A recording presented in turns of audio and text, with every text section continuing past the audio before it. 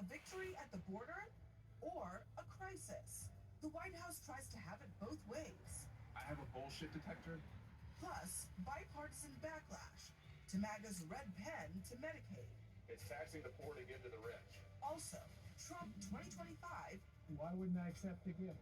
Meet Trump 2016. We have to get the money, foreign money, out of our politicians' pockets. It's apparently his party, and he'll fly if he wants to. And the man who spent years telling people what they should be doing with their bodies declares, I don't think people should be taking another cliff ice every day. live at the table, Mandela Barnes, Batya Ungar Sargon, Hal Lambert, and Juliet Brzezinski. Americans with different perspectives aren't talking to each other, but here they do.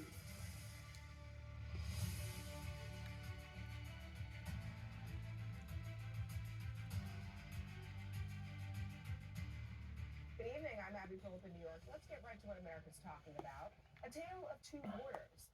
Is it the best of times or the worst of times? Well, if you ask the Trump administration, it's more like the latter. And the conditions are bad enough that it calls for suspending habeas corpus, a key constitutional right to due process. I don't know if I believe that the Biden administration allowed an invasion into our country. Is that correct? That is correct. So do you think it falls under the constitutional guidelines that I just read to you? I'm not a constitutional lawyer, but I believe it does. Now, as a reminder, habeas corpus is the legal principle that lets people who believe that they are unlawfully detained or imprisoned challenge it in court and petition for release. The Constitution only allows habeas corpus to be suspended in cases of rebellion or an invasion that threatens public safety. But if you talk to the Trump administration, that is actually not what is happening now. We got the most secure border in history of this nation right now. America's borders are now secure because of President Trump. The border's secure. President Trump saving lives. Our country is secure and that we know who's coming into this country. Joining us in our fifth seat at the table is CNN's senior national security analyst, Juliette Kayyem. She's a former DHS assistant secretary and a Harvard professor. The numbers tell the story, Juliette. Border encounters have plummeted almost to zero. You can look at the chart. And the last time I mentioned that on this show, conservatives on the internet lost their minds, but it is true. Border crossings are way down. The border is effectively closed. So under those circumstances, how can they still claim that there is an active invasion that warrants suspending a core constitutional right? So, I mean, we haven't proved it yet, and I take Secretary of Homeland Security, Noem, at her word that she is not a constitutional scholar. I mean, so, and then she answers the question.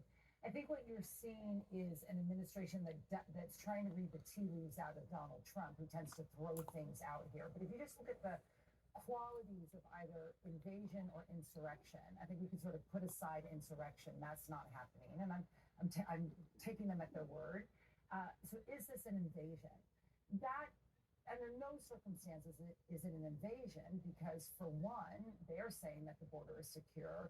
Two, it's the same numbers as it was, years ago, and nothing has changed within the homeland to justify that this would be a serious argument they can make. And what they're losing is they're losing the court cases. I don't think this is an attack on immigrants. I think it's an attack on the fact that they've lost dozens and dozens of court cases regarding due process and regarding access to the courts.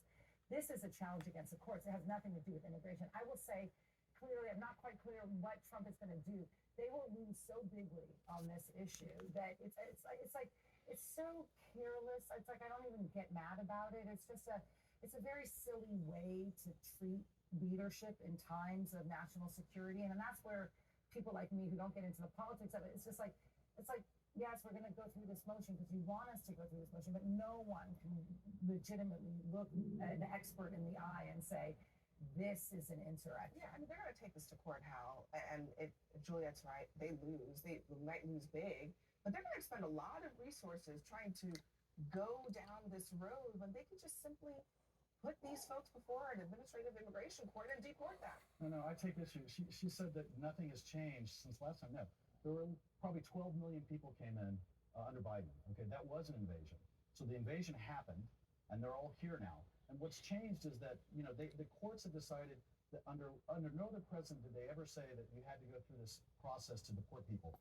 Since What? Clinton was no, absolutely not. What are you talking about? Because Barack Obama deported 3 million people. Yeah, you When know they what? came You know across how the he border, did it? no, He he did not go through they sent them back as soon as they came over. Hold on. That's exactly what happened. Right, okay. So they didn't go through all right, a court let's sort process. this out. Border encounters. You encounter someone at the Yes. border. You can, in some cases, So send they them don't, back. they don't get due But process. from the interior of the So country, they get due when process. Barack Obama deported the number of people, I think it was 1.9 million over two terms, that was done both at the border and in the interior through immigration enforcement, just regular old immigration But wait, so enforcement. just to be clear, what you're saying is that if someone's on the border of Texas, they're in the United States, they're not due process. Trump But if has they're that further same up, power, they're right? due process. Hal, I'm just trying to Trump get clear. has the same power that Biden did and that Obama did to, if people are encountered at the border and they meet certain criteria, to turn them back. He still has. That's So no why due process. That's why there's no border process. No. We're talking about due process in the interior Okay, of so the that's what country. I'm That's just what being clear. Christino's I talking get about. that. I understand interior, but those are two separate things, even though they're both in the United States. One I'm gets due talking process, about what another one she's doesn't. talking about. And what I'm What saying are is you the talking courts are not treating it the same way they did previously. They're saying Trump does not have the power to deport people.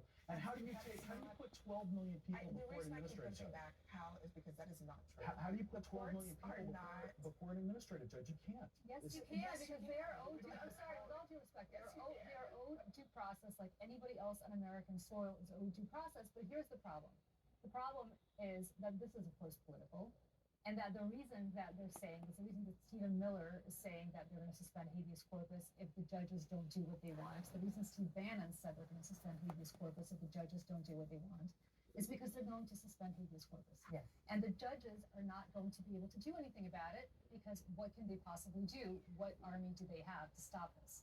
And so it doesn't matter what John Roberts says, who belatedly said, heavens to Betsy, I can't believe what I've unleashed with Trump versus United States. Now Donald Trump appears to be lawless. We have to get this back. Too late, Mr. Chief Justice. But the problem here is that they have already signaled to us what they're going to do, and I believe that habeas corpus will be suspended. I will say, We're down the I road here. will say this though. I mean, they have not defied the courts. There's a lot of rhetoric about this, but they have not actually done that. I think even they understand there are limits to this. There's a lot of enthusiasm for it. If you just look at the numbers, and I just want to be clear on the numbers issue. Those numbers that you were saying, just because immigration enforcement is very complicated, and so those numbers that you're saying are actually sort of pretty consistent from administration to administration. There's not only you're panicking. I mean that honestly. Like in crisis management and disaster management, we don't really panic over a normal number. It's a big number. It seems like a big number to you. These numbers ebb and flow over administrations. But what I think is clear is habeas corpus applies to U.S. citizens, and I just want to be clear here about that. Like, as I said again, this is not about immigrants. This is about the courts. And if we fight over immigration, it's like we're looking at the butterfly over here. This is about the courts. It's about U.S. citizens, period. You don't have, if you suspend habeas corpus, I can't prove I'm a U.S. citizen. I have 2 Y's in my last name. That's an Arab name. I can't prove it, right? And so let's just be realistic about here. So you can use the numbers of immigrants. It's ridiculous. It's about U.S. citizens. I think it's interesting to note that the Trump administration itself, their national intelligence apparatus, produced a report saying that the United States was not being invaded by Venezuelan gang members. And you know what happened? Well, Tulsi Gabbard, the DNI, fired those officials, according to the Washington Post. They authored this assessment contradicting President Trump's legal rationale for deporting alleged Venezuelan gang members. So, I don't know. I mean, it's like if the facts don't line up with the narrative, Batia, it feels like they just want to get rid of the people. So first of all, it's not Hal who had a problem with 12 million illegal immigrants being basically welcomed in by the Biden administration. This was the issue that won Donald Trump the election. The American people are very upset about this. But yes. And Donald Trump is still up by 14 points on immigration, so he is winning this. Now, you're right that Stephen Miller said they're looking into suspending habeas corpus, but as you pointed out very accurately and very nobly, Abby, they have not yet defied a court order because they are not going to do that. Here's the thing that I think people are missing. Illegal immigrants have the same constitutional rights as citizens in criminal court. Immigration court is an administrative hearing. And when it comes to expedited removal, Abby, that's not about how close you are to the border. It's about whether you're within the 2-year period of having crossed, at which you don't even have to get that hearing before a judge. That is what the Supreme Court ruled in 2020. I think that this is a very, hold on, I think this is, hold on, I think this is actually a really good and important point. You're pointing out that there are actually means that are completely legal for them to deport people who fall within certain guidelines without having to suspend parts of the Constitution. They're using It is them. totally They're possible. using I them. agree with you. I think that they are using them. They can continue to use them. Why tease suspending a core part of the I'll tell you Constitution? why. I want to add to Yeah, that. why? I'll tell you why. So that Democrats will show up at immigration detention facilities and advocate on behalf of gang So this bangers. is all That is just why. for You guys fall for it show. every single time. Hold on, just for show, Mandela. Let me just let Mandela get a quick It's one only in. a political argument. It is only just, it is a rhetorical exercise. And the idea of suspending habeas corpus is, again, more than the immigration argument. It is the playbook for authoritarian regimes. I don't know why we're sitting and acting like we aren't on the cusp right now. We are in a very bad place in this country. And even the idea that it can be talked about so casually and receive little, if no pushback from Congress should scare us all. So here's my problem with that. There are actually American citizens, Black people, brown people, who have not had due process in this country. And it absolutely enrages me to see Congress people out there advocating with such vigor and gusto on behalf of illegal immigrants, and they have nothing to say on that. I think it's unfair to say. I think it's unfair to say that they're not pushing back When on is the last due time you process rights. stormed a prison on behalf of I mean, look, the people? issue. I'm sorry. Who stormed the prison? Because I was there. And you're talking about what happened in New York on Friday? You're talking about what happened in New York on Friday? I was there. Excuse me, I was there. Hold on. Stop. I was there. Okay, I went to Delaney Hall shortly after the whole event, and I can tell you exactly what transpired. Nobody stormed the prison. 3 members of Congress showed up to do their congressional oversight, which they are allowed to do. The mayor of Newark did not storm anything and was arrested by ICE agents without any kind of excuse for why they did it.